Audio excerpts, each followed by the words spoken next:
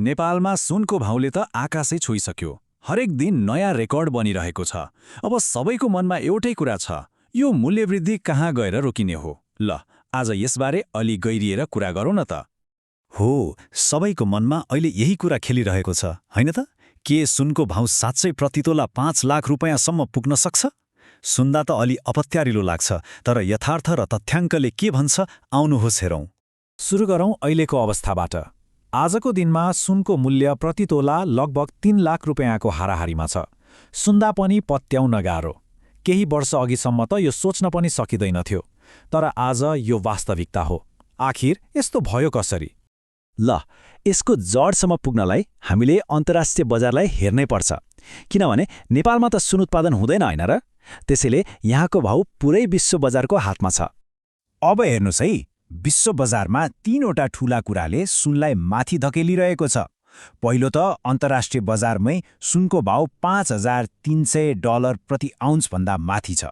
दोस्रो, चीन र भारत जस्ता ठूला देशका केन्द्रीय ब्याङ्कहरूले डलर थुपार्नुको साट्टो धमाधम सुन किनिरहेका छन्। अनि तेस्रो, युक्रेन र मध्यपूर्वमा भइरहेको युद्धले गर्दा लगानीकर्ताहरू डराएका छन्। हो, कुरा यही हो। जब संसारमा यस्तो उथलपुथल हुन्छ नि, मान्छेहरू शेयर बजार जस्ता जोखिमपूर्ण ठाउँबाट पैसा निकालेर सुनमा हाल्छन्। किनभने सुनलाई सबैभन्दा सुरक्षित लगानी मानिन्छ, सेफ हेभन पनि भन्छन् नि। हो, यही कारणले माग बढ्छ अनि भाउ पनि। ल, विश्व बजारको कुरा त बुझियो, तर नेपालमै भाउ यति बिघ्न बढ्नुको पछाडि अरू पनि त कारण होला नि। अब त्यतातिर लागौँ। यो चाहिँ एकदमै महत्त्वपूर्ण छ। हामीले सुन किन्ने त डलरमा हो। अब जब डलर बलियो हुन्छ र हाम्रो नेपाली रुपैयाँ कमजोर, तब के हुन्छ? हुई, 1 औँस सुन किन्न हामीले पहिलेभन्दा धेरै रुपैयाँ तिर्नुपर्छ। अहिले हेर्नुस् न, $1कै झन्डै 148 रुपैयाँ पुगिसक्यो। यसले त सुनलाई झन् महँगो बनाइहाल्यो नि।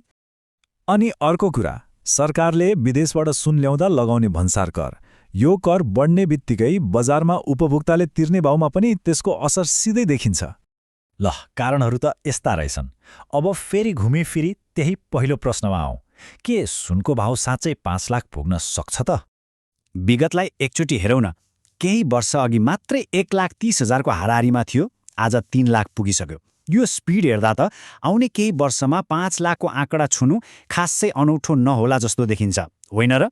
यो हावाको भरमा भनेको कुरा पनि होइन।